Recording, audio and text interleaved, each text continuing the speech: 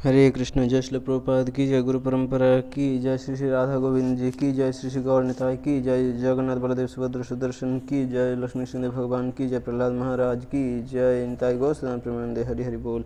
ग्रंथराज श्रीमद् भागवतम की जय। श्रीमद् भागवतम कथा रूप 25वां अध्याय। भरत महाराज, भौतिक सुख का जंगल, 5वां स्कंद। अपने पिता के आदेशानुसार भरत महाराज पृथ्वी पर शासन करने लगे और वे अपनी प्रजा के साथ संतान जैसा व्यवहार करते थे। उन्होंने विश्वरूप की पुत्री पांचजनी से विवाह किया और सुमति, राष्ट्रभृत, सुदर्शन, आवरण और धूम्रकेतु नामक 5 पुत्रों को जन्म दिया। भरत महाराज ने यज्ञों में विभिन्न देवताओं को आहुति अर्पित करके भगवान विष्णु को प्रसन्न किया, क्योंकि वे जानते थे कि समस्त देवगण भगवान के ही अंग हैं। अपने पिता के निर्देशों का अक्षरशः पालन करते हुए भरत महाराज की भक्ति दिन प्रतिदिन प्रगाढ़ होने लगी और उनका हृदय शुद्ध होता गया। भरत महाराज की नियति में 1 करोड़ वर्षों तक भौतिक सुख भोगना लिखा था, और यद्यपि अभी वे अपनी युवावस्था की चरम अवस्था में ही थे कि वो अवधि समाप्त हो गई। उन्होंने निसंकोच अपनी सुंदर पत्नी एवं राजसी ठाट बाट का परित्याग कर दिया। अपनी संपत्ति को अपने पुत्रों में विभाजित करके भरत महाराज अकेले हरिद्वार के निकट पुलहाश्रम की ओर निकल पड़े। वहाँ वे बगीचों से फूल, कौंपले और तुलसी पत्र एकत्र करते और गंडकी नदी का जल लेते। विभिन्न फलों, कंदमूलों आदि को खाकर भरत महाराज पूर्णतः संतुष्ट रहते हुए भगवान का भजन करने लगे। उनके चित्त में इंद्रिय भोग की लेस मात्र इच्छा भी नहीं बची थी। निरंतर भगवान की भक्ति में रत रहते हुए उनके हृदय में श्री कृष्ण का प्रेम सतत बढ़ने लगा और अक्सर वह दिव्य उन्माद की अवस्था में उनका चित्त में द्रवित हो जाता। भगवान के प्रति सहज भक्ति के स्तर पर पहुंचकर महाराज भरत के शरीर में दिव्य भाव के लक्षण प्रकट होने लगे, जैसे शरीर पर रोमांच हो जाना, आँखों से अविचल अश्रुधारा बहना और कंठ गदगद हो जाना। भगवान के लालिमा युक्त चरणों पर निरंतर ध्यान करने से उनका हृदय एक सरोवर के समान बन गया और वह दिव्य प्रेम के जल से भरने लगा। जब उनका मन उस सरोवर में छलांग लगाता तो वे भगवान की भक्ति के समस्त नियमों को भी भूल जाते। मृग छाल से ढके भरत महाराज अत्यंत सुंदर प्रतीत होते थे। प्रतिदिन 3 बार स्नान करने के कारण उनके घुंघराले बाल लगभग सदैव भीगे रहते थे। प्रतिदिन प्रातः समय वे ऋग्वेद से मंत्रों का उच्चारण करते हुए सूर्यमंडल पर निवास कर रहे भगवान नारायण की उपासना किया करते। एक दिन जब वे अपने प्रातःकालीन कार्यक्रम से निवृत्त होकर नदी के तट पर बैठे थे और अपने मंत्रों का उच्चारण कर रहे थे, उस ही समय एक प्यासी हिरनी वहां आ पहुंची। आंखें मूंदे प्रसन्न चित्त वो पानी पी रही थी कि अचानक निकट से किसी शेर की भीषण गर्जना सुनाई पड़ी। स्वभाव से हिरण को मृत्यु का अत्यंत भय होता है, इसलिए उत्कंठा में उनके नेत्र सदैव इधर उधर डोलते रहते हैं। जैसे ही उस हिरनी ने उस सिंहनाद को सुना, वो अत्यंत भयभीत हो गई और आतंकित नेत्रों से चारों ओर देखने लगी। यद्यपि अभी तक उसने पेट भर पानी नहीं पिया था, भय के कारण उसने नदी पार करने के लिए पानी में छलांग लगा दी। वो गर्भवती थी और जैसे ही उसने छलांग लगाई, उसके गर्भ से बच्चा निकलकर पानी में गिर गया। अपने गर्भपतन से दुखी तथा अपने शिशु के विरह में उद्विग्न उस हिरनी ने नदी पार करते ही एक गुफा में प्रवेश किया और अपने प्राण त्याग दिए। नदी तट पर बैठे भरत महाराज ये सब देख रहे थे। अत्यंत करुणावश उन्होंने मातृविहीन उस शावक को पानी से बाहर निकाला और अपने आश्रम में ले आए। महाराज भरत प्रतिदिन उसे हरी घास खिलाकर पालने पोसने लगे। उन्हें सदैव चिंता रहती कि कहीं कोई वन्य पशु उस पर आक्रमण न कर दे, इसलिए वे सदैव उसकी रक्षा की व्यवस्था करते और इस प्रकार धीरे धीरे उसके प्रति उनके मन में स्नेह उत्पन्न होने लगा। जब उसे खुजली होती तो भरत महाराज स्वयं अपने हाथों से उसे खुजलाते। वे हर समय उसे सुख देने का प्रयास करने लगे और यहाँ तक कि कई बार वे उसे चूम भी लेते। उस हिरण से आसक्त होने के फलस्वरूप भरत महाराज भगवान की सेवा की उपेक्षा करने लगे और कुछ ही दिनों में उन्होंने भक्ति मार्ग से नियमों का पालन करना भी बंद कर दिया। अपने आध्यात्मिक जीवन को भूलकर भरत महाराज सोचने लगे, ओह, नियति की इच्छा से इस हिरण की माँ मर गई। और इसने अब मेरा आश्रय लिया है। क्योंकि ये मेरे अतिरिक्त अन्य किसी को नहीं जानता, इसलिए इसका पालन एकम एव मेरा कर्तव्य है। मुझे ये सोचकर कि इसकी सेवा से मेरा स्वयं का कल्याण नष्ट हो रहा है, इसके प्रति द्वेष नहीं रखना चाहिए। यद्यपि इस हिरण के कारण मेरी भक्ति में बड़ी बाधा उत्पन्न हुई है, परंतु इसकी हर प्रकार से रक्षा करना और इसे प्रसन्न रखना मेरा कर्तव्य बनता है। अपनी शरण में आए किसी निस्सहाय व्यक्ति की उपेक्षा करना निश्चित ही बहुत बड़ा पाप है। यहाँ तक कि संसार से वैराग्य लेने वाले सन्यासी भी अन्य जीवों की पीड़ाओं से पीड़ित हो जाते हैं। अपनी शरण में आए हुए व्यक्ति के लिए चाहे हमें स्वयं कष्ट क्यों न लेने पड़े, हमें उसके लिए तैयार रहना चाहिए। आसक्ति के कारण भरत उस हिरण के साथ सोते, उसे नहलाते, उसके साथ घूमने जाते और कई बार उसके साथ खाते भी थे। धीरे धीरे उनका हृदय उस हिरण के प्रति स्नेह की मजबूत रस्सी से बंध गया। भरत महाराज को हर समय चिंता रहती कि कोई पशु आकर उसे मार न दे। इसलिए वन में कुसा घास, फूल, लकड़ियाँ, पत्ते, फल, कंदमूल और जल के लिए जाते समय वे उसे अपने साथ ले जाते। उस हिरण की बचकानी हरकतों को देखकर भरत महाराज का हृदय मंत्रमुग्ध हो जाता और कई बार स्नेहवश वे उसे उठाकर अपने कंधों पर बैठा लेते। उसके प्रति उनका प्रेम इस सीमा तक पहुंच गया कि वे हर समय उसे अपनी गोद में रखते अथवा सोते समय उसे अपनी छाती पर रहकर सोते। उस नन्हे से पशु के साथ खेलते हुए भरत महाराज अद्वितीय सुख का अनुभव करने लगे। भगवान का भजन करते समय भरत महाराज अक्सर बीच बीच में उठकर देखते कि वह हिरण कहाँ है और क्या कर रहा है। जब वे देखते कि वह हिरण सुरक्षित खेल रहा है, तब उनके हृदय और मन को राहत पहुँचती और वे पुनः अपना भजन आरंभ करते। इतना ही नहीं, कई बार अत्यंत संतुष्ट होकर वे उस हिरण को आशीर्वाद भी देते, सदैव तुम्हारा कल्याण हो, तुम सदा सुखी रहो। एक दिन सूर्यास्त होने जा रहा था। आश्रम में चारों ओर ढूंढने पर भी भरत महाराज को वो हिरण का बच्चा कहीं दिखाई नहीं पड़ा। उनका चित्त उस कंजूस के समान उद्विग्न हो उठा जिसे एक बहुत बड़ा खजाना मिला था, परंतु वो अब खो गया है। भरत महाराज चिंतातुर हो उठे और उसके विरह में शोक करने लगे।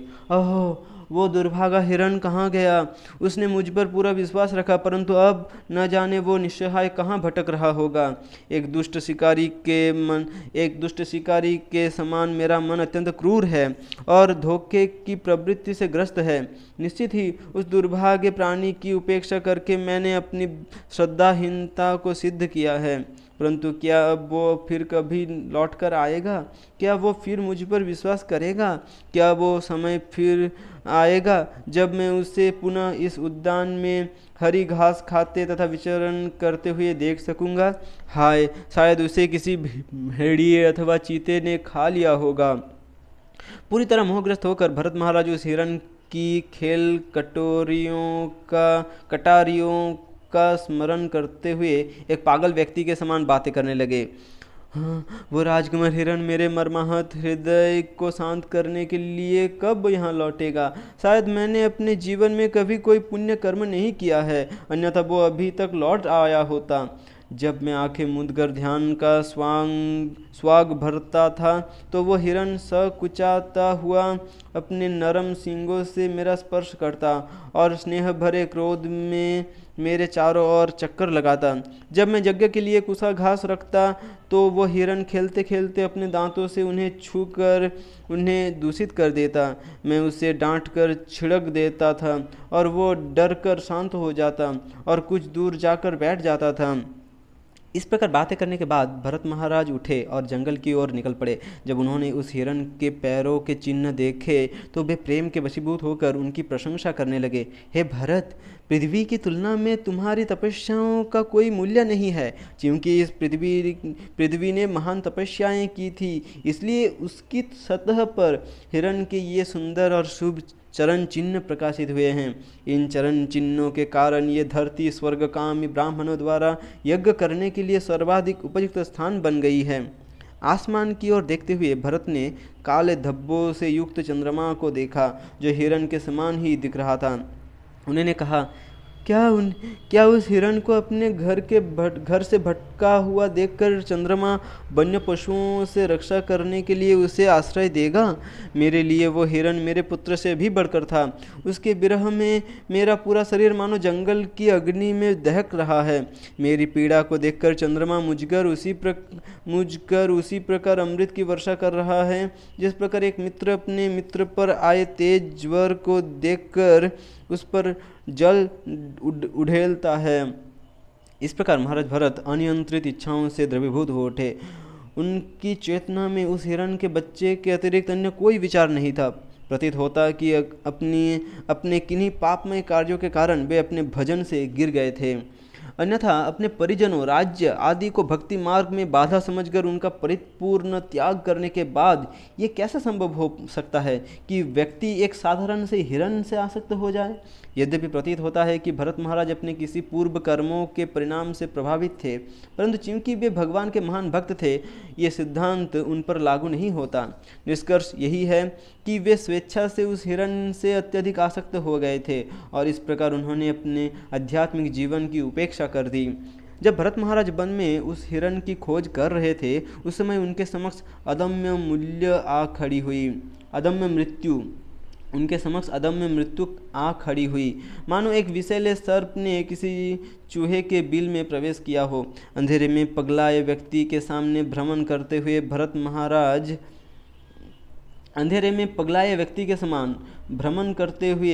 महाराज एक ऊंची पहाड़ी से नीचे गिर पड़े। अपने प्राण त्यागते समय भरत महाराज को वो हिरण अपने निकट बैठा दिखाई दिया। ठीक उसी प्रकार जैसे एक पुत्र अपने पिता की मृत्यु के समय उसके निकट बैठकर शोक करता है। दैव इच्छा से जब उनके शरीर से प्राण निकल रहे थे, उस समय वे उस हिरण का स्मरण कर रहे थे। फलस्वरूप अगले जन्म में उन्हें हिरण का शरीर प्राप्त हुआ। इस निम्न जन्म के बावजूद भी उन्हें इस शरीर में एक विशेष सुविधा प्राप्त थी। अपने पूर्व जन्म में दृढ़ भक्ति करने के कारण भरत महाराज को अपने पिछले जन्म की एक भी घटना भूली नहीं थी। भरत महाराज ने जानबूझकर अपने आध्यात्मिक जीवन की उपेक्षा की थी और इसलिए इस जन्म में उन्होंने प्रतिज्ञा ली कि अब वे उस गलती को पुनः नहीं दोहराएंगे। उनके इस दोष को सुधारने के लिए उन्हें कुछ समय के लिए वो हिरण का शरीर दिया गया, जिससे वे भक्ति करने की अपनी इच्छा को पुनः जागृत कर सके। हिरण के शरीर में रहते हुए उन्होंने अपने पूर्व जन्म की समस्त घटनाओं का स्मरण था और इसलिए वे निरंतर पश्चाताप करते रहते। कितना बड़ा दुर्भाग्य है ये कि मैं अपने भक्ति पथ से गिर गया। अपनी पत्नी, बच्चों और राज्य का त्याग करने के पश्चात मैंने भक्ति योग का पालन करने के लिए एकांत स्थान चुना, जिससे मैं निर्बाध रूप से भगवान का भजन कर सकूं। परंतु निपट मूर्खता बस मेरा मन पुनः एक हिरण पर आसक्त हो गया। यद्यपि भरत महाराज एक हिरण के शरीर में थे, परंतु निरंतर पश्चाताप करने के कारण वे पूरी तरह भौतिक जीवन से अनासक्त थे। कालांजर पर्वत पर अपनी माता को छोड़कर वे पुलस्त और पुलह के आश्रम पर लौट आए। वहां रहते हुए भरत महाराज अत्यंत सावधानी पूर्वक किसी भी कुसंग से दूर रहने लगे। बिना किसी को अपने पूर्व जन्म की जानकारी दिए वे प्रतिदिन सूखी घास खाकर अपना शरीर पोंछते और नियमित रूप से नदी में स्नान करते हुए अपनी मृत्यु की प्रतीक्षा करने लगे। अंततः उच्च स्वर में भगवान से प्रार्थना करते हुए उन्होंने उस हिरण के शरीर को त्याग दिया। क्या प्रार्थना करते हुए उन्होंने त्याग दिया? उन्होंने कहा, संपूर्ण सृष्टि के नियंता तथा प्रत्येक जीव के हृदय में परमात्मा रूप में निवास करने वाले हे पूर्ण पुरुषोत्तम भगवान, आप समस्त यज्ञों और योग सिद्धियों के मूर्तिमान स्वरूप हैं और तथा आप अत्यंत सुंदर हैं। मैं आपको प्रणाम करते हुए ये शरीर त्याग रहा हूँ और आशा करता हूँ कि मैं निर्बाध रूप से सदा के लिए आपकी प्रेम भक्ति में संलग्न हो सकूँगा। इसके पश्चात भरत का जन्म एक अत्यंत शुद्ध ब्राह्मण के घर हुआ, जो अंगिरा मुनि के वंशज थे। वे ब्राह्मण समस्त सद्गुणों से संपन्न थे और उन्होंने वैदिक शास्त्रों का गहन अध्ययन किया हुआ था। वे सदैव संतुष्ट, सहनशील, मृदु और अद्वेषी रहते थे। आत्मज्ञानी भक्त के रूप में वे सदैव भगवान की भक्ति में लीन रहते हुए उनका चिंतन करते थे। अपनी पहली पत्नी से उन ब्राह्मण ने 9 समगुण पुत्रों को जन्म दिया। अपनी दूसरी पत्नी से उनकी जुड़वा संतानें हुई, एक पुत्र और एक पुत्री। वह पुत्र महान भक्त भरत महाराज ही थे। और इस कथा में उनका नाम हुआ जड़भरत। भगवान की कृपा से जड़भरत को अपने दोनों पूर्व जन्मों की सही सही स्मृति थी। पूर्व जन्मों की सही सही स्मृति थी, दोनों पूर्व जन्मों की। ब्राह्मण जन्म लेने के पश्चात भी उन्हें हर समय भय रहता कि कहीं वे अभक्त संबंधियों और पड़ोसियों के संग के कारण पुनः अपने भक्तिपथ से भ्रष्ट न हो जाए। इसलिए दूसरों के समक्ष वे सदैव पागलों जैसा अर्थात गूंगे, बहरे तथा अंधे जैसा व्यवहार करते थे, जिससे लोग उन पर ध्यान ना देकर उन्हें अकेला छोड़ दे। परंतु अपने अंतःकरण में जड़भरत सदैव भगवान के चरण कमलों का चिंतन करते और उनकी महिमाओं का गान करते। केवल स्वयं को कुसंग से बचाने के लिए वे बाह्य रूप से पागलों जैसा व्यवहार करते थे। जड़भरत के पिता का उन पर विशेष स्नेह था। यद्यपि उनका ये पुत्र गृहस्थ आश्रम में प्रवेश करने के योग्य नहीं था, फिर भी उन्होंने अर्थात जड़भरत के पिता ने जड़भरत के ब्रह्मचर्य की समाप्ति तक समस्त संस्कारों को संपन्न किया। यद्यपि जड़भरत के मन में शिक्षा प्राप्त करने की कोई इच्छा नहीं थी, उनके पिताजी अपना कर्तव्य मानते हुए उन्हें शिक्षित करने का पूरा प्रयास किया। जड़भरत अपने पिता के सम्मुख सदैव मूर्ख जैसा व्यवहार करते थे, जिससे वे निराश होकर उन्हें शिक्षा देने के प्रयास छोड़ दे। जब भी उनके पिताजी उन्हें कुछ समझाने का प्रयास करते, जड़भरत उसका ठीक विपरीत व्यवहार करते। उदाहरण के लिए उनके पिताजी ने समझाया कि मलमूत्र त्याग कर हाथ धोने चाहिए। जड़भरत पहले हाथ धोते और फिर मलमूत्र त्याग करने जाते। उनके पिताजी ने उन्हें गायत्री मंत्र सिखाने का प्रयास किया, परंतु 4 महीने प्रयत्न करने के पश्चात भी जब जड़भरत ने कुछ नहीं सीखा, उन्होंने हार कर प्रयास छोड़ दिए। परंतु फिर भी वे ब्राह्मण अपने पुत्र से इतना अधिक प्रेम करते थे कि वे उसे अपने प्राणों से अधिक चाहते थे। अन्यों के समान वे भी अपने परिवार एवं घर से अत्यधिक आसक्त थे और उनकी यही आकांक्षा थी कि जड़भरत भी अपने अन्य भाइयों के समान बड़ा विद्वान बने। जड़भरत को वैदिक ज्ञान, स्वच्छता, अग्नि यज्ञ एवं अनुष्ठानों और गुरु की सेवा आदि विषयों की शिक्षा देने में विफल प्रयास करते करते वे ब्राह्मण पूरी तरह भूल गए कि एक दिन उन्हें अपना ये शरीर त्यागना है। परंतु मृत्यु उन्हें नहीं भूली थी और सही समय पर आकर वो उन्हें ले गई। ब्राह्मण की छोटी पत्नी अपने दोनों बच्चों को बड़ी की देख रेख में छोड़कर, मतलब बड़ी बहन की बड़ी जो जड़भरत की जो सत माँ है, उनकी देख रेख में छोड़कर पति के साथ चिता में सती हो गई जड़भरत की माँ, और इस प्रकार ब्राह्मण के समान गति प्राप्त की। जड़भरत के पिता के मृत्यु के पश्चात उनके 9 सौतेले भाइयों ने उनकी शिक्षा के लिए कोई प्रयास नहीं किया, क्योंकि वे उन्हें जड़ बुद्धि तथा निपट मूर्ख मानते थे। यद्यपि ये 9 भाई ऋग्वेद, सामवेद और यजुर्वेद में वर्णित समस्त कर्मकांड एवं अनुष्ठान करने में पारंगत थे, परंतु भक्ति का लेस मात्र ज्ञान न होने के कारण वे जड़भरत की महान अवस्था को समझकर उसकी सराहना नहीं कर पाए। ऐसे लोग जो 2 पैरों वाले मनुष्य शरीर में पशुवत थे, वे सदैव जड़भरत के साथ दुर्व्यवहार करते, क्योंकि जड़भरत सदैव गूंगे, बहरे और अंधे जैसा व्यवहार करते थे। परंतु उन्होंने ना तो कभी किसी का प्रतिरोध किया और ना ही उन्हें अपनी श्रेष्ठ स्थिति के विषय में अवगत करवाने का प्रयास किया। जड़भरत को भिक्षा, वेगारी अथवा स्वेच्छा से प्राप्त जो कुछ भी मिल जाता, चाहे वह स्वादिष्ट होता अथवा स्वादविहीन, वे उसे खाकर संतुष्ट रहते। क्योंकि वे शारीरिक चेतना से पूरी तरह परे थे, इसलिए उन्होंने कभी भी इंद्रिय तृप्ति करने के लिए कुछ नहीं खाया। उनका शरीर एक बैल के समान गठीला था और सर्दी, गर्मी, वर्षा अथवा तूफान की परवाह किए बिना उन्होंने कभी अपने शरीर को वस्त्रों से ढकने का प्रयास नहीं किया। वे भूमि पर ही लेटकर सो जाते और चूंकि वे कभी स्नान नहीं करते थे, इसलिए मैला कुचैला शरीर होने के कारण उनका आध्यात्मिक तेज आच्छादित हो गया था। वे केवल गंदा सा एक लंगोट पहनते थे और उनका जनेऊ बहुत समय पहले ही काला हो चुका था। जनेऊ अर्थात जो थ्रेड ब्राह्मण ने जे सूतो सेटा काला हो चुका था। क्योंकि जड़भरत अपने भोजन के लिए कार्य करते थे, इसलिए उसके सौतेले भाइयों ने इसका लाभ उठाया और उससे खेतों में कड़ा परिश्रम करवाने लगे। वास्तव में जड़भरत को इस बात का तनिक भी ज्ञान नहीं था कि किसी कार्य को किस प्रकार किया जाता है, इसलिए बदले में उसके सौतेले भाई उसे टूटे चावल, चावल का भूसा, कीड़े लगा अनाज अथवा भोजन पकाते समय बर्तन की पेंदी से चिपक कर जला हुआ भोजन देते। फिर भी जड़ भरत जो भी मिलता उसे अमृत मानकर बिना किसी दुर्भावना के स्वीकार कर लेते। उस समय शूद्र परिवार से संबंध रखने वाला डाकुओं का एक सरदार वहां आया। वो पुत्र प्राप्त करने की इच्छा से भद्रकाली देवी को किसी जड़ पुरुष की बलि देना चाहता था। उसने एक ऐसे व्यक्ति को पकड़ भी लिया जो पशु जैसा ही था, परंतु वो रात के अंधेरे में वहां से भाग निकला। सरदार ने अपने आदमियों को किसी अन्य नर पशु की खोज करने के लिए भेजा और वे लोग चावल के उस खेत में पहुंचे जहां जड़ भरत जंगली हिरणों तथा सुअरों से खेतों की रक्षा करने के लिए पहरा दे रहे थे। जैसे ही उन डाकुओं ने जड़ भरत को देखा तो वे समझ गए कि उनके उद्देश्य के लिए ये व्यक्ति सर्वोपयुक्त है। प्रसन्नतापूर्वक उनके चेहरे खिल उठे। जड़ भरत को रस्सियों से बांधकर वे भद्रकाली के मंदिर में ले आए। यद्यपि जड़ भरत इतने शक्तिशाली थे कि वे चाहते तो उनके बंधन को तोड़कर भाग सकते थे, परंतु उन्होंने किसी भी प्रकार का प्रतिरोध नहीं किया। वे पूर्ण रूप से भगवान की कृपा पर अवलंबित थे।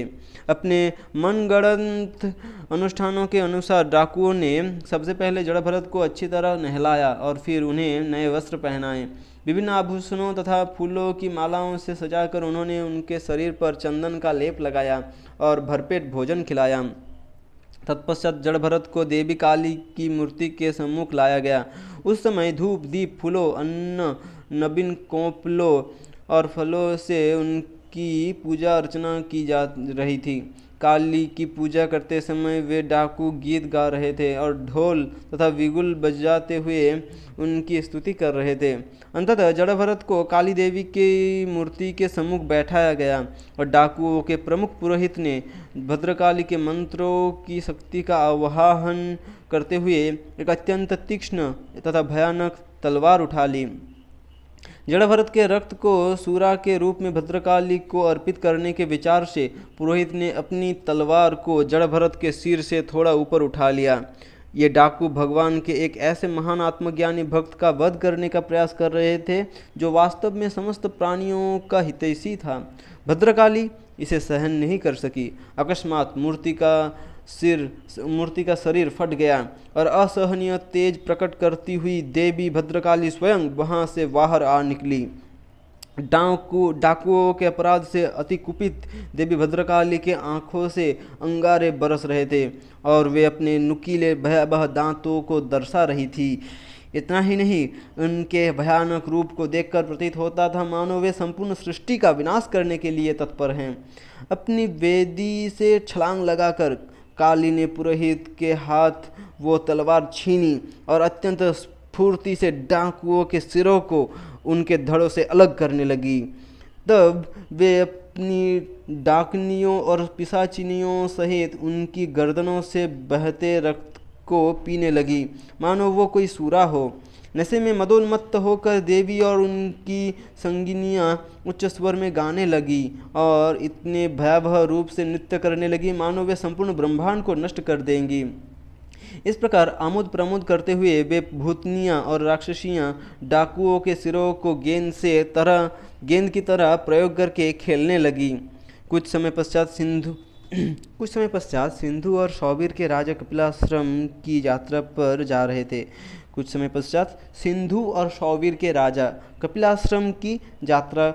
जा रहे थे। उनका नाम था महाराज रहुगन। जब वे इक्षुमती नदी के तट पर पहुँचे तो उन्हें अपनी पालकी ढोने के लिए एक अतिरिक्त कहार की आवश्यकता पड़ी। पालकी बावर जन एक जन अतिरिक्त बाहकेर आवश्यकता पड़ल।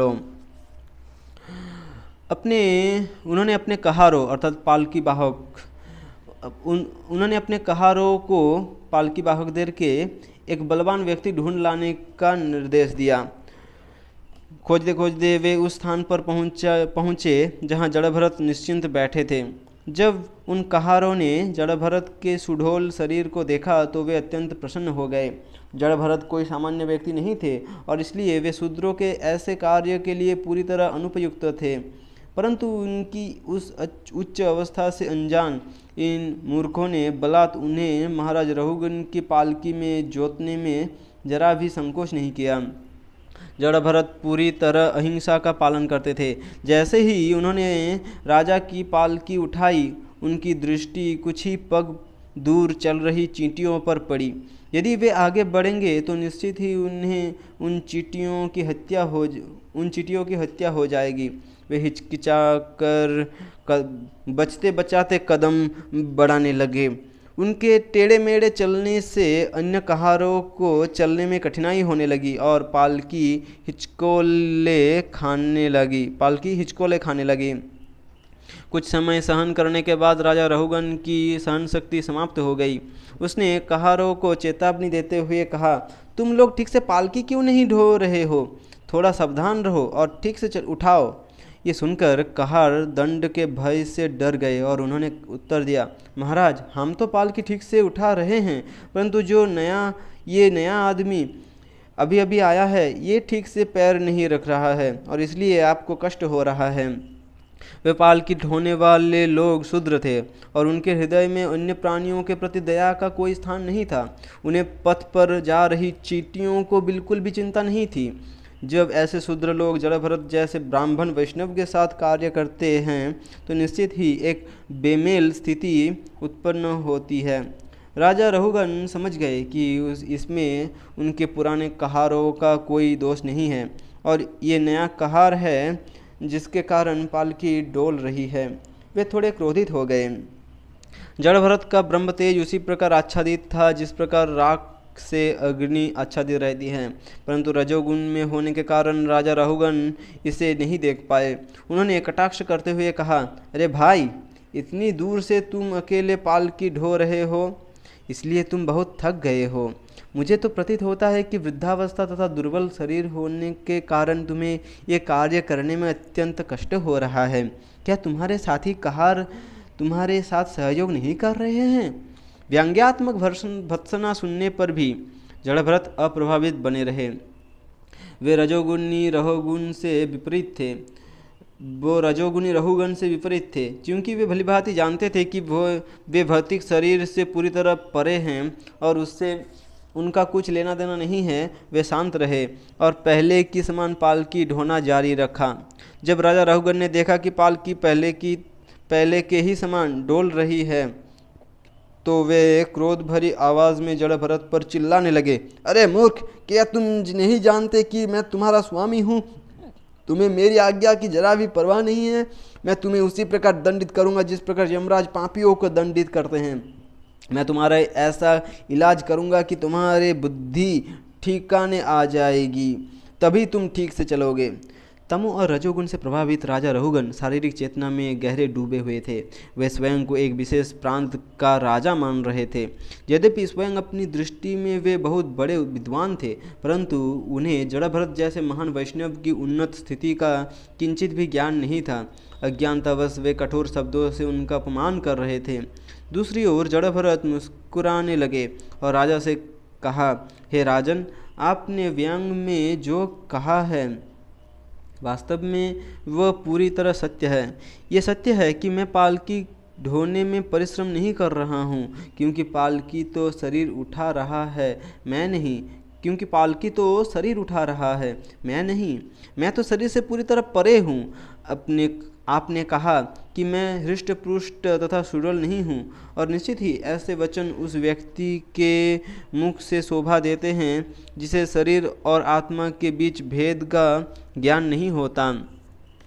हो सकता है कि किसी का शरीर पतला हो और किसी का मोटा, परंतु कोई भी विद्वान व्यक्ति आत्मा के विषय में ऐसी बात नहीं कहेगा। इसलिए अनजाने में आपने सही ही कहा है कि मैं बहुत बलवान नहीं हूँ। यदि इस यात्रा का मेरी आत्मा से कोई संबंध होता तो निश्चित ही मैं इसमें कष्ट का अनुभव करता, परंतु चूंकि इस कार्य में केवल मेरा शरीर नियुक्त है और मेरा इस शरीर से कोई संबंध नहीं है, इसलिए मुझे इसमें कोई कष्ट नहीं हो रहा है। शारीरिक और मानसिक कष्ट, भूख प्यास, भय, भौतिक सुख की इच्छाएं, वृद्धावस्था, नींद, भौतिक संपत्ति के प्रति आसक्ति, क्रोध, शोक और मोह, ये सब शरीर से ही जुड़े हैं। इसलिए जो व्यक्ति स्वयं को शरीर मान रहा है, निश्चित ही वो इन सब से प्रभावित होगा। जबकि शारीरिक चेतना से पूरी तरह मुक्त होने के कारण ना तो मैं आपकी पालकी ढोने से प्रभावित हुआ हूँ और ना ही आपके कठोर शब्दों ने मुझ पर कोई प्रभाव छोड़ा है। हे राजन, आप सोच रहे हैं कि आप स्वामी हैं और इसलिए आप मुझे आज्ञा देने का प्रयास कर रहे हैं, परंतु मैं आपको बताना चाहता हूँ कि ये मनोभावना दोष युक्त है। ये सब पद तो अस्थाई है। आज आप राजा हैं और मैं आपका दास, परंतु कल हमारी स्थिति इसकी विपरीत हो सकती है। वास्तव में प्रत्येक व्यक्ति भौतिक प्रकृति के नियमों के अनुसार कार्य करने के लिए बाध्य है और उस दृष्टि से मुझे तो प्रत्येक प्राणी दास ही दिखाई देता है। हे राजन, आपने मुझे मूर्ख, जड़ तथा अनाड़ी कहा, परंतु मैं आपको केवल ये बताना चाहता हूँ कि यद्यपि बाह्य रूप से मैं एक पागल व्यक्ति के समान व्यवहार कर रहा हूँ, वास्तव में मैं एक सिद्ध आत्मज्ञानी हूँ। मुझे दंड देकर भला आपको क्या मिलेगा? मान भी लिया जाए कि आप सही हैं और मैं एक मूर्ख हूँ, फिर भी आपकी प्रताड़ना का मुझ पर वही प्रभाव होगा जिस प्रकार एक मृत घोड़े को पीटने का होता है। मूर्ख व्यक्ति को दंडित किए जाने पर भी उसकी मूर्खता में सुधार नहीं होता।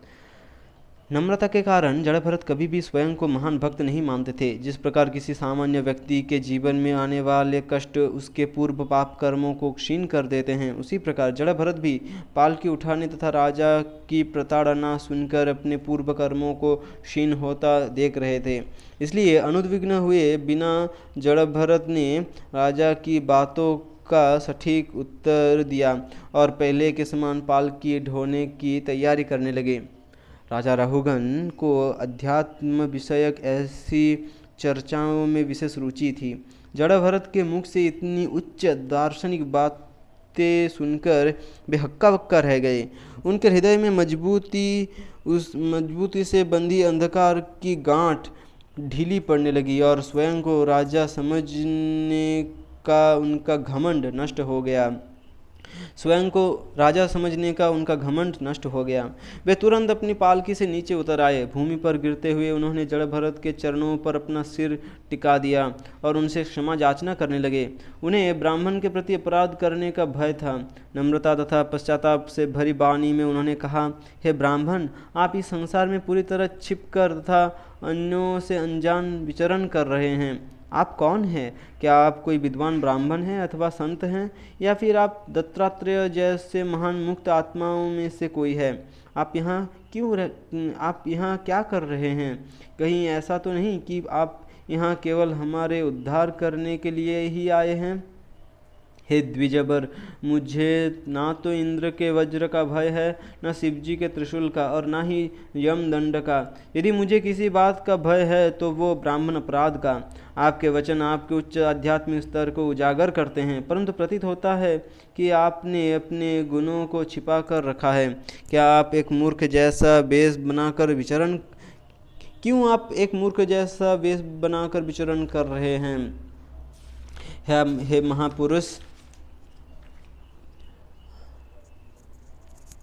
हे महापुरुष, आपने अभी जो भी कहा है वो अक्षरश सत्य है, परंतु मुझ जैसे अज्ञानी जनों के लिए इन गुण बातों को समझ पाना इतना सहज नहीं है। कृपया अपने वक्तव्यों को स्पष्ट रूप से समझाएं। मुझे लगता है कि आप भगवान कपिल देव के प्रतिनिधि बनकर इस संसार में मानव जाति के कल्याणार्थ प्रकट हुए हैं। हे गुरुदेव, कृपया मुझे बताइए कि इस संसार में सर्वाधिक सुरक्षित आश्रय क्या है? मेरे विचार में आप हम सब की परीक्षा लेने के लिए आए हैं कि हम में से कौन मनुष्य है और कौन नहीं। सांसारिक जीवन से अत्यधिक आसक्त होने के कारण मैं आध्यात्मिक दृष्टि से नेत्रहीन हो चुका हूँ। मैं आपसे याचना करता हूँ कि मुझे दिव्य ज्ञान प्रदान करके मेरे अज्ञान को नष्ट कीजिए और कृपया वो मार्ग बताइए जिससे मैं आध्यात्मिक पथ पर प्रगति कर सकूँ। राजा रहुगन ने अपनी शंकाओं को व्यक्त करते हुए राजा रहुगण ने अपनी शंकाओं को व्यक्त करते हुए कहा, आपने कहा है कि आप परिश्रम से नहीं थके हैं। निस्संदेह आत्मा शरीर से पूरी तरह परे हैं, परंतु फिर भी जब शरीर सुख दुख अथवा थकान का अनुभव करता है तो प्रतीत होता है कि आत्मा भी उससे प्रभावित हो रही है। यदि अग्नि पर रखे बर्तन में चावल और दूध डाला जाए तो बर्तन के गर्म होने के बाद धीरे धीरे चावल और दूध भी गर्म होने लगते हैं। इसी प्रकार प्रतीत होता है कि शरीर द्वारा अनुभव की जाने वाली भौतिक परिस्थितियाँ मन और आत्मा को भी प्रभावित करती है। मेरी धारणा है कि इस कारणवश आत्मा को पूरी तरह भौतिक परिस्थितियों से परे नहीं माना जा सकता है। यद्यपि ये भौतिक संसार सर्वोच्च वास्तविकता नहीं है, परंतु ये बद्धजीव को अत्यंत गहराई से प्रभावित अवश्य करती है। इसलिए यद्यपि भौतिक कार्य अस्थायी है, परंतु उन्हें असत्य नहीं कहा जा सकता है। आपने कहा कि स्वामी और सेवक का संबंध अस्थायी नहीं अपितु अस्थायी है, परंतु जब एक व्यक्ति राजा का पद स्वीकार करता है तो ये उसका कर्तव्य है कि वो प्रजा पर प्रशासन करे और अनाज्ञाकारियों को उचित दंड दे। इस प्रकार उन्हें दंडित करके राजा प्रजा को राज्य के कानून तथा वैदिक शास्त्रों के नियमों का पालन करने की शिक्षा देता है। आपने कहा कि मूर्ख अथवा जड़ बुद्धि व्यक्ति को दंड देने का कोई लाभ नहीं है, परंतु जिस प्रकार व्यक्ति अपने धर्म का पालन करने से अपने पूर्व पाप कर्मों से मुक्त हो जाता है, उसी प्रकार यदि किसी व्यक्ति को बलपूर्वक किसी कार्यों में संलग्न किया जाता है तो उसे इसका लाभ प्राप्त होता है। हे दीनबंधु, राजा का शरीर प्राप्त करके मैं अकारण ही घमंडी बन बैठा। मैंने आपका अनादर करके आपके चरणों के प्रति महान अपराध किया है। मेरी यही याचना है कि आप कृपया मुझ पर अपनी दया दृष्टि डालें, जिससे मैं इस अपराध के घोर परिणामों से मुक्त हो सकूं। क्योंकि आप शारीरिक चेतना से परे हैं और समस्त प्राणियों को समदृष्टि से देखते हैं, मैं जानता हूँ कि मेरे द्वारा किए गए अपमान से आपने कुछ खोया अथवा पाया नहीं है। दूसरी ओर मैंने आपके चरणों के प्रति अपराध किया है, इसलिए मैं चाहे शिवजी के समान महादेव भी क्यों न हूँ, यदि आप मुझे क्षमा नहीं करेंगे तो मेरा पतन निश्चित है।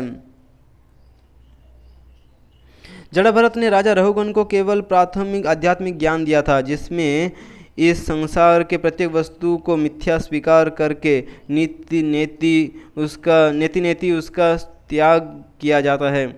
इसलिए एक दृष्टि से देखा जाए तो महाराज रहुगण के तर्क वैष्णव दर्शन पर आधारित हैं और मायावाद दर्शन का खंडन करते हैं, परंतु महाराज रहुगण शारीरिक चेतना से आसक्त थे। उनके ये तर्क व्यवहारिक दृष्टि से सही थे और उसी शारीरिक चेतना की उपज थे। जब तक व्यक्ति स्वयं को शरीर मानता है तब तक वो उसी प्रकार सुख और दुख का अनुभव करता है, जिस प्रकार किसी वाहन का मालिक उस वाहन पर खरोच आने से अपने हृदय पर खरोच का अनुभव करता है। परंतु ये सब भावनाएं अत्यधिक आसक्ति का परिणाम है, और जैसे ही हम अपनी आसक्ति को समाप्त करते हैं हम इन भावनाओं से मुक्त हो सकते हैं।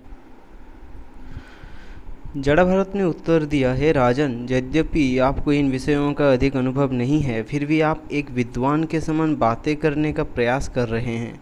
वास्तविक ज्ञानी व्यक्ति आपके समान बातें नहीं करते और इसीलिए आपको विद्वान नहीं माना जा सकता है। आपने स्वामी और सेवक से संबंधित जो भी बातें कही हैं वे सब भौतिक कार्यों के अंतर्गत आती है। इन विषयों में रुचि लेने वाले लोग भौतिक यज्ञ करते हैं और इसलिए वे कभी आध्यात्मिक प्रगति नहीं कर पाते। जिस प्रकार प्रातः उठने पर रात्रि समय देखे गए सभी सपने झूठे और निरर्थक हो जाते हैं, उसी प्रकार इस संसार अथवा अगले संसार में भोगे गए समस्त सुख दुख तुच्छ है। जब व्यक्ति ज्ञान के इस स्तर पर पहुंचता है तो उस समय भौतिक सृष्टि के विभिन्न विषयों पर मार्गदर्शन देने वाले वेद भी व्यक्ति को प्रत्यक्ष दिव्य ज्ञान प्रदान करने में अपर्याप्त सिद्ध हो जाते हैं।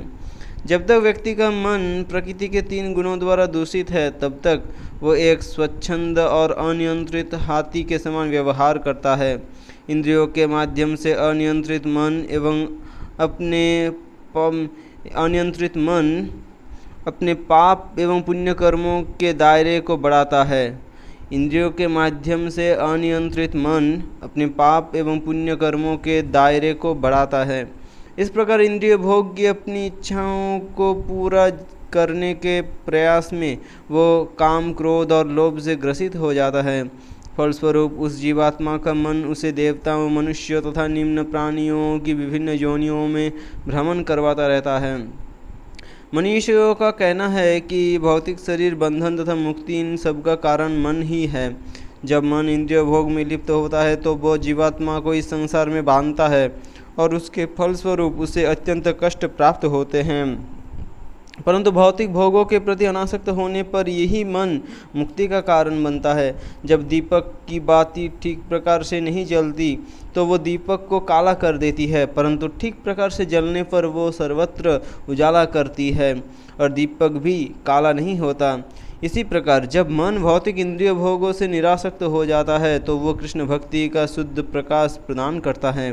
कृष्ण भक्ति से विहीन व्यक्ति के मन में माया शक्ति नाना प्रकार के विचार तथा धारणाओं का निर्माण करती है। कृष्ण भक्ति से विहीन व्यक्ति के मन में माया शक्ति नाना प्रकार के विचार तथा धारणाओं का निर्माण करती है और इस प्रकार ये सब विचार अनादिकाल से उसके मन में संचित हो रहे हैं। कई बार वे विचार जागृत अवस्था में और कई बार स्वप्नावस्था में प्रकट होते हैं। एक मुक्त पुरुष अत्यंत स्पष्टता से उस पूरी प्रक्रिया को देखता है। इस संसार में मन ही समस्त कष्टों और यातनाओं का मूल कारण है, क्योंकि मन रोग, शोक, मोह, आसक्ति, लोभ और शत्रुता से ग्रस्त रहता है। वो जीवात्मा को भौतिक जीवन से बांध देता है और उसे विश्वास दिलाता है कि यही उसका वास्तविक जीवन है। हे राजन, गुरु एवं भगवान के प्रति दृढ़ भक्ति के अस्त्र से अपने मन पर विजय प्राप्त करने का प्रयास करो। गुरु एवं भगवान के प्रति दृढ़ भक्ति के अस्त्र से अपने मन पर विजय प्राप्त करने का प्रयास करो। राजा रघुगण ने कहा, हे महापुरुष, आपके वचनों ने शास्त्रों में पाए जाने वाले समस्त विरोधाभासों का समूल खंडन किया है। आपके वचनों ने शास्त्रों में पाए जाने वाले समस्त विरोधाभासों का समूल खंडन कर दिया है और इसलिए मैं आपकी सादर वंदना करता हूँ। हे ब्राह्मण श्रेष्ठ, मैं अत्यंत दूषित हूँ और मेरी दृष्टि को गर्भ रूपी सांप ने डस लिया है।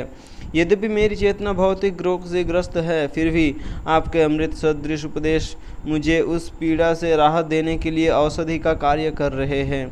बस केवल एक कठिनाई है कि आपके रहस्यमयी उपदेश मेरी समझ से परे हैं। इसलिए मैं निवेदन करता हूँ कि आप उन्हें सहज सरल रूप में बताइए, जिससे मैं उनके सार को स्वीकार करके लाभान्वित हो सकूँ। इसलिए मैं निवेदन करता हूँ कि आप उन्हें सहज सरल रूप में बताइए, जिससे मैं उनके सार को स्वीकार करके लाभान्वित हो सकूँ।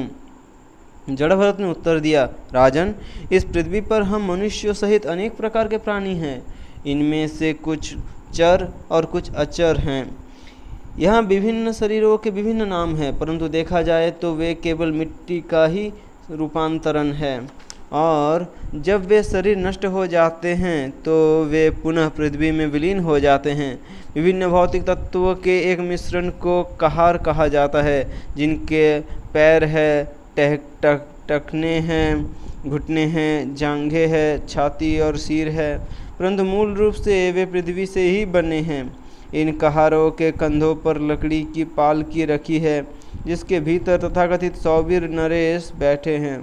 राजा का शरीर भी उन्हीं भौतिक तत्वों से बना है, परंतु उस शरीर में रहते हुए वो मिथ्या ही स्वयं को राजा मान रहा है।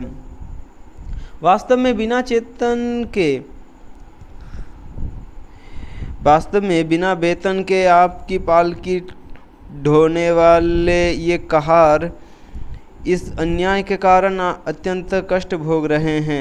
आपने क्रूरता और निर्दयता पूर्वक इन कहारों को अपनी पालकी ढोने के लिए बाध्य किया हुआ है।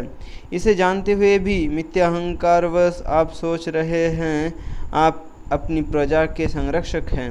राजा का कर्तव्य है कि वो भगवान के प्रतिनिधि के रूप में कार्य करे और आध्यात्मिक पथ पर प्रगति करने में प्रजा की सहायता करे।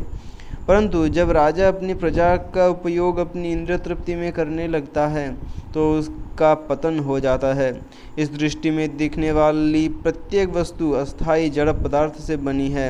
इस सृष्टि में दिखने वाली प्रत्येक वस्तु अस्थायी जड़ पदार्थ से बनी है, परंतु इस सब के पीछे परम सत्य परमेश्वर है। विद्वान जन उन्हें वासुदेव कहते हैं और वे ही ब्रह्मन एवं परमात्मा के मूल कारण हैं। हे प्रिय रहुगण, जब तक व्यक्ति अपने पूरे शरीर को महान भक्तों की चरण धूलि से आलेपित नहीं करता, तब तक वो परम सत्य को नहीं समझ सकता। पूर्व जन्म में मैं संपूर्ण पृथ्वी का राजा भरत था और समस्त भौतिक कार्यों से स्वयं को पूर्णतः मुक्त करके मैंने महान आध्यात्मिक प्रगति की थी, परंतु दुर्भाग्यवश अपने आध्यात्मिक कर्तव्यों की उपेक्षा करने के कारण मैं हिरण के एक छोटे से बच्चे में अनुरक्त हो गया। फलस्वरूप मुझे अपना अगला जन्म एक हिरण के रूप में लेना पड़ा, परंतु भगवान की निश्चल भक्ति करने के कारण मुझे उस हिरण के शरीर में अपना पूर्व जन्म तथा अपने पतन का कारण यथावत याद रहा। इसलिए इस जन्म में मैं स्वयं को भौतिकवादी लोगों के संग से बचाने के लिए एक पागल व्यक्ति के समान विचरण करता हूँ। जड़भरत का हृदय महाराज रहुगण के प्रति दया से भर गया था। उन्हें और अधिक ज्ञान प्रदान करने के लिए वे भौतिक सुख के जंगल का वर्णन करने लगे। जड़भरत ने कहा, बद्धजीव भौतिक प्रकृति के 3 गुणों के प्रभाव में इस संसार में प्रवेश करता है और यहाँ अत्यंत कठोर जीवन जीता है। जड़भरत ने क्या कहा कि बद्धजीव भौतिक प्रकृति के 3 गुणों के प्रभाव में इस संसार में प्रवेश करता है और यहाँ अत्यंत कठोर जीवन जीता है। उसकी दृष्टि में उसके समस्त कार्यों के केवल 3 फल होते हैं, पुण्य, पाप और मिश्रित। इससे परे अन्य कुछ ना देख पाने के कारण वो दिन रात कठिन परिश्रम करता है। उसकी स्थिति उसी व्यापारी के समान होती है जो कुछ ऐसी वस्तुएं एकत्र करने के लिए जंगल में प्रवेश करता है जिन्हें बाद में बेचकर वो धन कमा सके। इस जंगल में अत्यंत गहन झाड़ियाँ और लताएं हैं, परंतु जब बद्धजीव इनका आश्रय लेता है तो मक्खियाँ और मच्छर काटकर उसे पीड़ा देते हैं। कई बार वो जंगल में गंधर्वपुर देखता है और कई बार उसे अचानक भागते हुए भूत दिखाई देते हैं जो आकाश में उल्कापात जैसे प्रतीत होते हैं। सफलता प्राप्त करने के उद्देश्य से जंगल में इधर उधर दौड़ते हुए वो व्यापारी बवंडर में फंस जाता है। आँखों में धूल जाने के कारण वो देख नहीं पाता कि वो किस दिशा में जा रहा है अथवा उसे किस दिशा में जाना चाहिए। जंगल में विचरण करते हुए कई बार उसे अदृश्य झिल्लियों की कर्कश आवाज़ सुनाई देती है और कई बार उल्लुओं की चित्कार से उसका हृदय बदल उठता है। कई बार अत्यधिक भूखे होने पर वो ऐसे वृक्ष की शरण लेता है जिस पर ना तो फूल लगते हैं और ना ही फल। कई बार अत्यधिक प्यासा होने पर वो दूर पानी देखता है और उसे पाने के लिए दौड़ने लगता है, परंतु मृगमरीचिका होने के कारण उसे कभी पानी प्राप्त नहीं होता। कई बार वो कम गहरी नदी में छलांग लगाकर अपनी हड्डियां तोड़ लेता है और कई बार भोजन की लालसा में अत्यधिक कंजूस लोगों से भीख मांगता है। कई बार वो जंगल की अग्नि में झुलस कर पीड़ित होता है और कई बार राक्षसों के हाथों अपना धन गंवाकर अत्यंत निराशा और हताशा का अनुभव करता है। कई बार वो अपने परिवार एवं संपत्ति के साथ सुखपूर्वक रहने के स्वप्न देखते हुए जंगल में गंधर्वपुर की कल्पना करता है, परंतु वो काल्पनिक सुख उसे केवल क्षणिक राहत ही दे पाता है। कई बार वो व्यापारी ऊंची पहाड़ियों और पर्वतों पर चढ़ने का प्रयास करता है, परंतु अच्छे जूते न होने के कारण उसके पैर कंकरों और कांटों से विदीर्ण हो जाते हैं।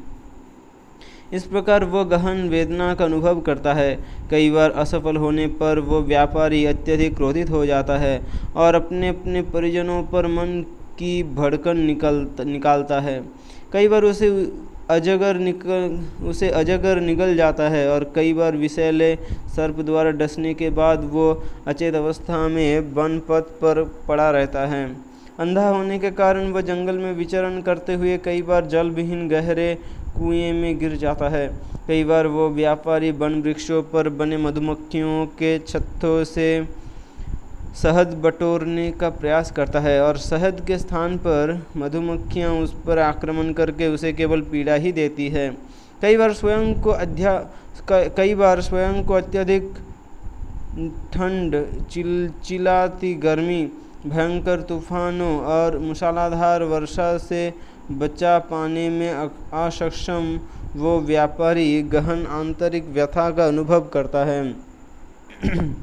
कई बार अत्यधिक दरिद्रता के कारण वो अपने परिवार के साथ सुख भोगने के लिए एक अच्छा घर भी नहीं बना पाता और सदैव दूसरों से धन मांगता रहता है।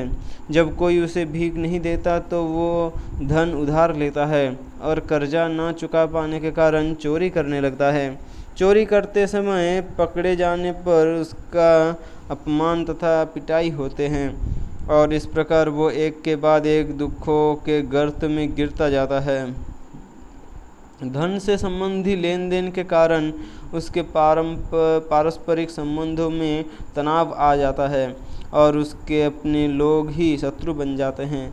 जंगल में एक दिन वो अपने प्रिय माता पिता को खो बैठता है तथा कुछ समय में अपने नवजात शिशुओं से आसक्त हो जाता है। इस प्रकार वो भौतिक प्रगति के पथ पर आगे बढ़ता रहता है और मृत्यु पर्यंत नहीं समझ पाता कि इस जंगल से बाहर कैसे निकला जाए।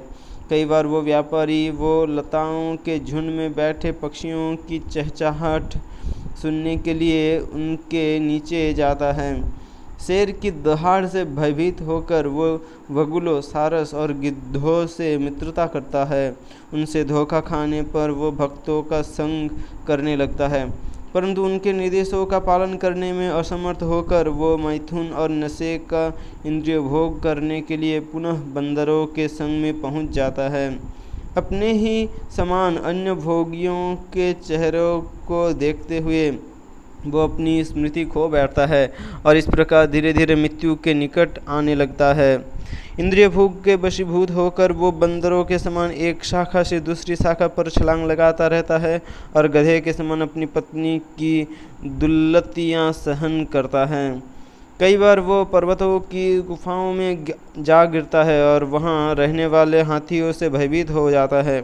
वहाँ वो वृक्ष की शाखाओं में फंसे बंदर जैसे फंस जाता है और यदि जैसे तैसे वो स्वयं को उस जटिल परिस्थिति से मुक्त करने में सफल हो भी जाता है, वो पुनः मैथुन सुख से भरे गृहस्थ जीवन को स्वीकार कर लेता है। भौतिक आसक्ति का यही स्वभाव है। इस प्रकार भगवान की माया शक्ति के चंगुल में जकड़ा वो व्यापारी भौतिक सृष्टि के इस जंगल में भटकता रहता है और मृत्यु के अंतिम क्षण तक वो अपने सच्चे स्वार्थ को नहीं जान पाता। अंत में जड़भरत ने कहा, महाराज रघुगण, आप भी माया शक्ति का शिकार बने हुए हैं, क्योंकि आप इसी भौतिक इंद्रिय भोग के मार्ग पर चल रहे हैं। मैं आपको परामर्श दूंगा कि आप अपने राजसी पद को त्याग दें और भगवान की भक्ति से पैनी हुई ज्ञान की तलवार से इंद्रिय विषयों की आसक्ति को दृढ़तापूर्वक काट दे। इस प्रकार आप मोह माया की मजबूल गांठ को काट पाएंगे और अज्ञानता के सागर को पार कर सकेंगे। महाराज रघुगण ने कहा, इसमें कोई आश्चर्य नहीं कि केवल आपके चरण कमलों की धूलि को शरीर पर धारण करने से व्यक्ति तत्क्षण शुद्ध भक्ति का स्तर प्राप्त कर सकता है। आपके मात्र क्षणिक संग से मैं समस्त संदेहों, मिथ्या अहंकार और कुविवेक से मुक्त हो गया हूँ। ये सब भौतिक बंधन की जड़ है। शुद्ध भक्तों द्वारा प्रस्तुत किए गए तर्क इतने विश्वसनीय होते हैं कि मंदबुद्धि शिष्य भी तुरंत आध्यात्मिक ज्ञान लाभ प्राप्त करता है। मैं आपके चरणों में सादर वंदना करता हूँ। निश्चित ही जड़भरत के मन में महाराज रघुगण द्वारा अपमानित होने के कारण असंतोष की कुछ लहरें उठ रही थी, परंतु वे एक महान वैष्णव थे। उनका हृदय अत्यंत कोमल तथा अन्यों के प्रति करुणा से भरा था, इसलिए उन्होंने शांत रहते हुए राजा को ये दिव्य ज्ञान प्रदान किया। रघुगण द्वारा क्षमा याचना किए जाने पर जड़भरत उन्हें क्षमा कर देते हैं और अपने अनादर को बिल्कुल भूल जाते हैं। राजा को आशीर्वाद देकर वे पूर्ववत पृथ्वी पर एक मूर्ख की भांति विचरण करने लगते हैं। महाराज परीक्षित ने कहा, सुखदेव गोस्वामी जी, आपने जंगल में विचर रहे व्यापारी का दृष्टांत सुनाकर अत्यंत सुंदरता से बद्धजीव की स्थिति का वर्णन किया है। यद्यपि बुद्धिमान व्यक्ति सरलता से इसके पीछे छिपी शिक्षाओं को समझ जाएगा, परंतु सामान्य लोगों के लिए इस रहस्यमय दृष्टांत की गुत्थी सुलझाना थोड़ा कठिन है। इसलिए मैं आपसे निवेदन करता हूँ कि कृपया इससे थोड़ा स्पष्ट समझाएं। सुखदेव गोस्वामी ने उत्तर दिया, वो व्यापारी सदैव धन कमाने के बारे में सोचता रहता है। कई बार वो जंगल से कुछ सस्ती वस्तुएं लाकर उन्हें शहर में अच्छे दाम पर बेचकर धन कमाने के लिए जंगल में जाता है। इसी प्रकार बद्धजीव नीचे लाभ के लोभ में इस भौतिक संसार में प्रवेश करता है, जिसका निर्माण भगवान विष्णु की माया शक्ति ने किया है। फलस्वरूप वह धीरे धीरे इसमें इतना नीचे गिर जाता है कि बाहर आने का मार्ग नहीं ढूंढ पाता। स्वतंत्र और भ्रमित जीवन जीते हुए वह विभिन्न प्रकार के शरीर प्राप्त करता है और एक के बाद एक कभी कम तो कभी अधिक सुख दुख भोगता है। व्यापारी द्वारा कमाए गए धन का उपयोग कृष्ण भावना के प्रसारार्थ होना चाहिए, परंतु अनियंत्रित मन तथा इंद्रियों के कारण वह अपना धन निरर्थक वस्तुओं को देखने, सूंघने, चखने, छूने तथा सुनने में गवा देता है। यद्यपि उसके परिजन उसकी पत्नी तथा बच्चे ही होते हैं, परंतु वे वास्तव में बाघ, लोमड़ी और भेड़ियों के समान होते हैं, जो उस व्यापारी के हृदय में प्रवेश करके अपनी इंद्रियों को संतुष्ट करने के लिए उसकी सम्मति को लूट लेते हैं।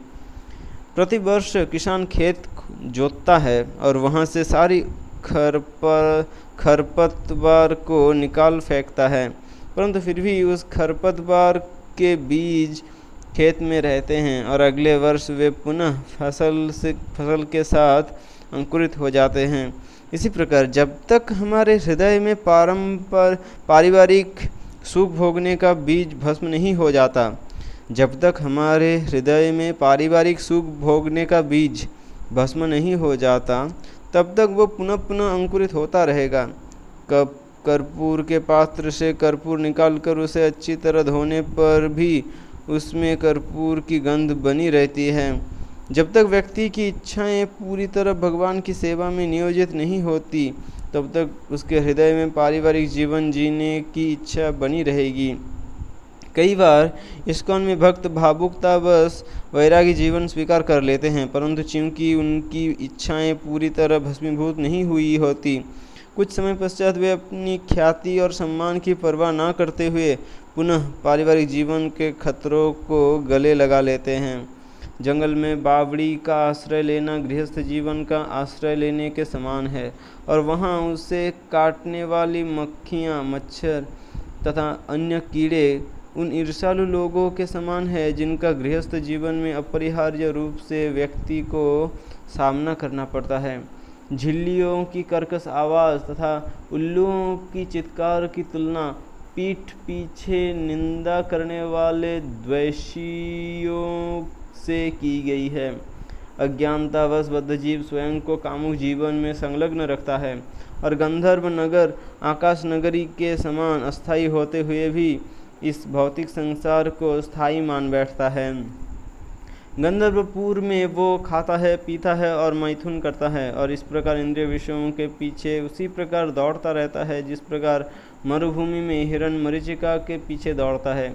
जिस व्यक्ति का मन रजोगुण से आवेशित है वह अवैध मैथुन, जुए, मांसाहार तथा नशे के लिए लालायित रहता है।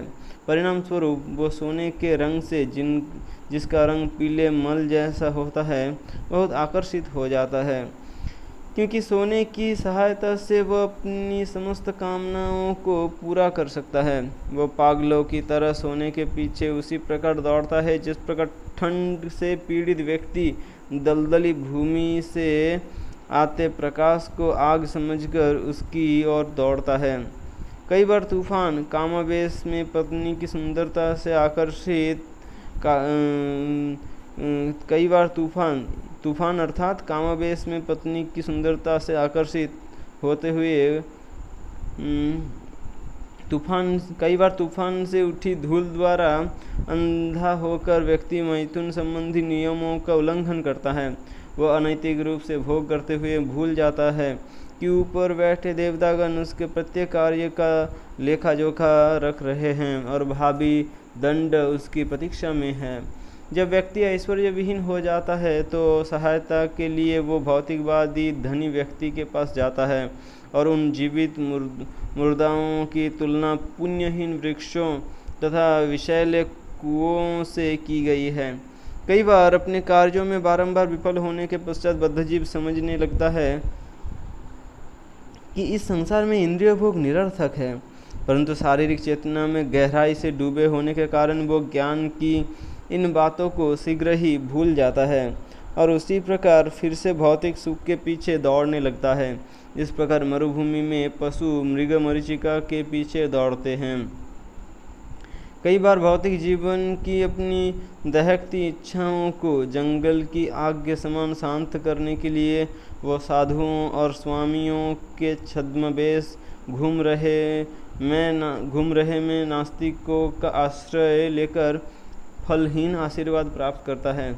उनके संग में उसकी बुद्धि भ्रष्ट हो जाती है और इसकी तुलना कम गहरी नदी से की गई है। इस प्रकार अपने तप्त जीवन को शांत करने में असफल और शतविक्षत अंगों के साथ वो बद्धजीव केवल अपनी पीड़ाओं में वृद्धि करता है।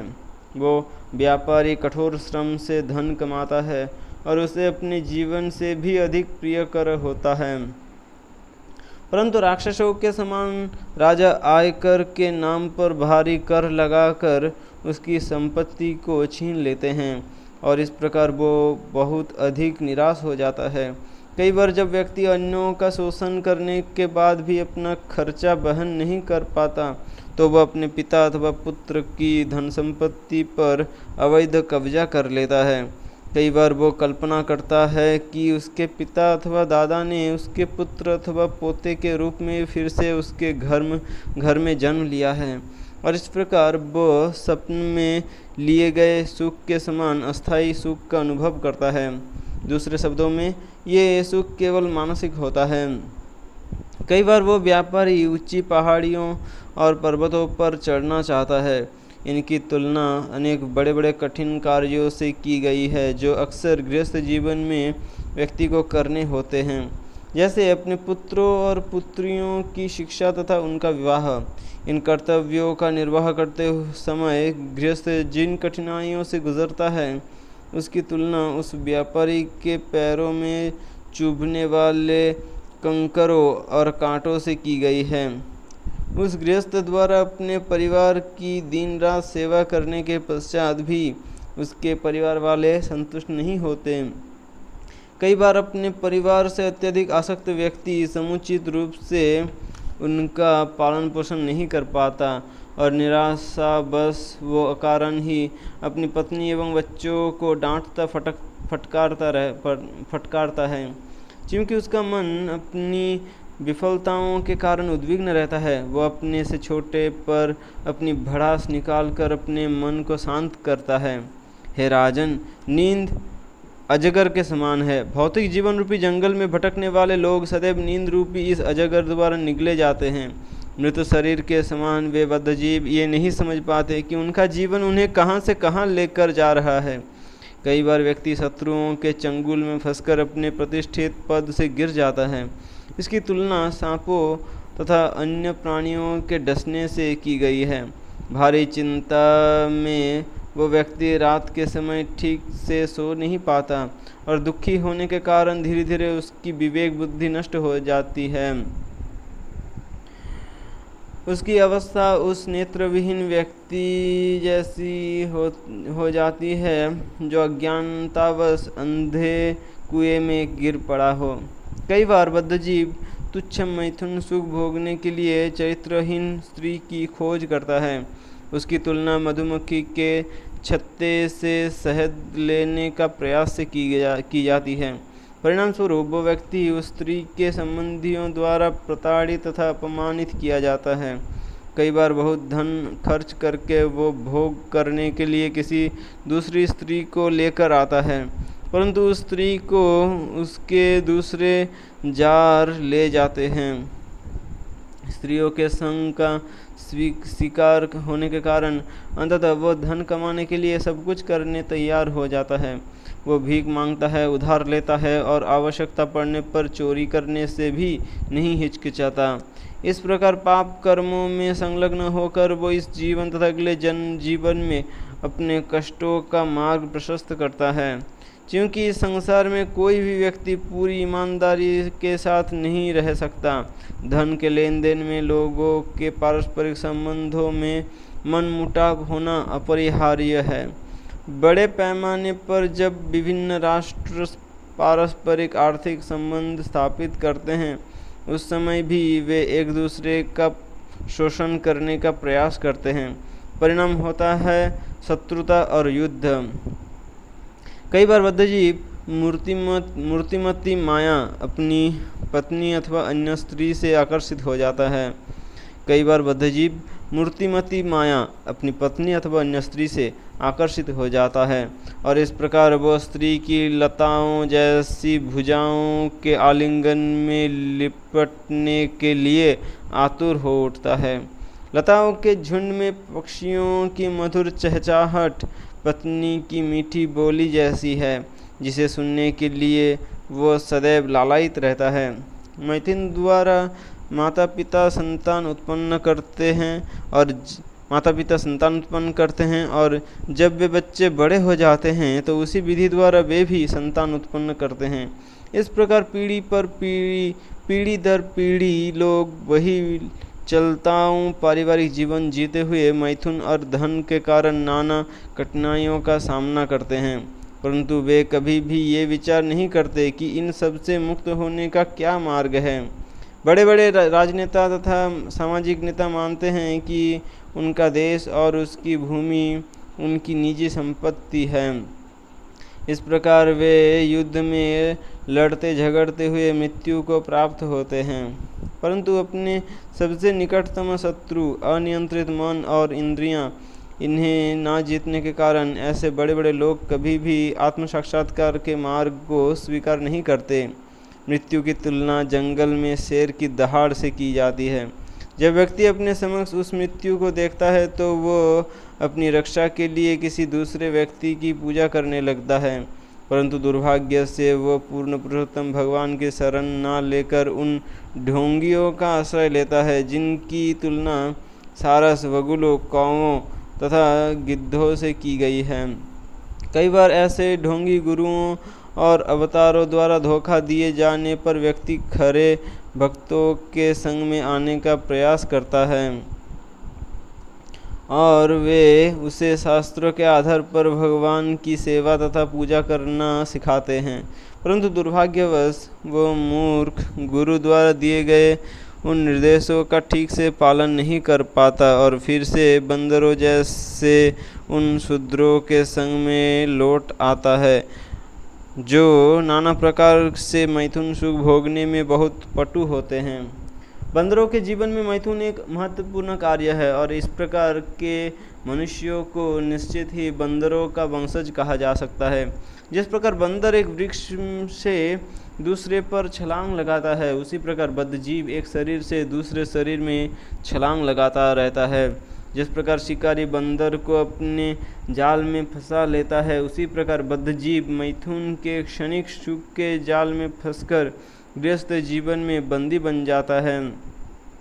अति मैथुन के कारण वो अनेक लाइलाज रोगों से ग्रस्त हो जाता है जिनकी तुलना किसी पर्वत की गुफा में प्रवेश करने से की गई है। उस समय वह मृत्यु से भयभीत हो जाता है जो उस गुफा में रहने वाले हाथी के समान है। यद्यपि भौतिक भोग के इस जंगल में लोग स्वभावतः एक दूसरे से ईर्ष्या करते हैं। कई बार अपनी इच्छाओं की पूर्ति के लिए वे विवाह करते हैं, परंतु चूंकि ये भौतिक संसार कष्टों से भरा हुआ है, इस जंगली मार्ग पर यात्रा करते हुए कोई भी व्यक्ति सुखी नहीं हो सकता है। क्योंकि ये भौतिक संसार कष्टों से भरा हुआ है, अतः इस जंगली मार्ग पर यात्रा करते हुए कोई भी व्यक्ति सुखी नहीं हो सकता है। जो व्यक्ति आत्मज्ञानी होते हैं वे अपनी भयावह, खतरनाक तथा दुखद स्थिति से बाहर निकलने के लिए भगवान का आश्रय लेते हैं। वे जानते हैं कि उसके अतिरिक्त उनके पास अन्य कोई मार्ग नहीं है। पूर्व काल में अनेक ऐसे राजा हुए जो विभिन्न यज्ञ संपन्न करने तथा राज्यों को जीतने में बहुत दक्ष थे, परंतु क्योंकि वे मैं ये शरीर हूँ और यह संपत्ति मेरी है, इस भावना से मुक्त नहीं थे। अतुलनीय शक्ति होने पर भी वे भगवान के प्रति प्रेम एवं उनकी सेवा प्राप्त करने से वंचित रह जाते हैं। वे अन्य राजाओं के शत्रु बनकर सदैव उनके साथ युद्ध में संलग्न रहते और जीवन के सच्चे ध्येय को प्राप्त किए बिना ही युद्ध भूमि में मर जाते थे। हे महाराज परीक्षित, जड़ भरत द्वारा दिखाया गए मार्ग पर गरुड़ जैसे लोग यात्रा करते हैं और उपरयुक्त शारीरिक चेतना से ग्रस्त राजा सामान्य मक्खियों जैसे हैं। जिस प्रकार एक मक्खी गरुड़ के समान उड़ान नहीं भर सकती, उसी प्रकार ये महान राजा और नेता अपनी कल्पनाओं में भी भक्ति पथ का अनुगमन नहीं कर सकते हैं। दूसरी ओर महाराज भारत इतने महान थे कि उन्होंने युवावस्था में अपनी सुंदर पत्नी, सुशिक्षित बच्चों तथा भव्य साम्राज्य का परित्याग कर दिया। यद्यपि इन सब का त्याग करना अत्यंत कठिन है, क्योंकि भरत महाराज भगवान की सेवा से अत्यधिक आसक्त थे।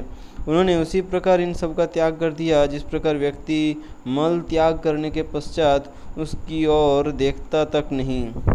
हरि हरि हरे कृष्ण। फिर से एक बार ये कह दूँ, भरत महाराज इतने महान थे कि उन्होंने युवावस्था में अपनी सुंदर पत्नी, सुशिक्षित बच्चों तथा भव्य साम्राज्यों का परित्याग कर दिया। यद्यपि इन सब का त्याग करना अत्यंत कठिन है, क्योंकि अगर सुंदरी पत्नी रहता है, सुशिक्षित बच्चों रहता है, भव्य साम्राज्य रहता है, तो उसका परित्याग कर पाना अत्यंत कठिन होता है। किंतु क्योंकि भरत महाराज भगवान की सेवा से अत्यधिक आसक्त थे, उन्होंने इन सब का परित्याग उसी प्रकार कर दिया जिस प्रकार व्यक्ति मल त्याग करने के पश्चात उसकी ओर देखता तक नहीं। मतलब ये जो सुंदर स्त्री, सुशिक्षित बच्चों और भव्य साम्राज्य का जो ये कंपैरिजन है, इसका कंपैरिजन मल त्याग से किया गया है। मतलब मल त्याग करने के पश्चात जैसे व्यक्ति उसकी ओर देखता तक नहीं, उसी प्रकार भरत महाराज इन सब को मलबत सोचे। सुंदरी पत्नी, सुशिक्षित बच्चों, भव्य साम्राज्यों को मल के तरह सोचे। मल त्याग करने के पश्चात जैसे उसकी ओर देखा नहीं जाता, उसी प्रकार भरत महाराज ने भी उन सब चीज़ों को, उन सब को नहीं फिर से देखा, त्याग कर दिए संपूर्ण रूपेण। हरे कृष्ण।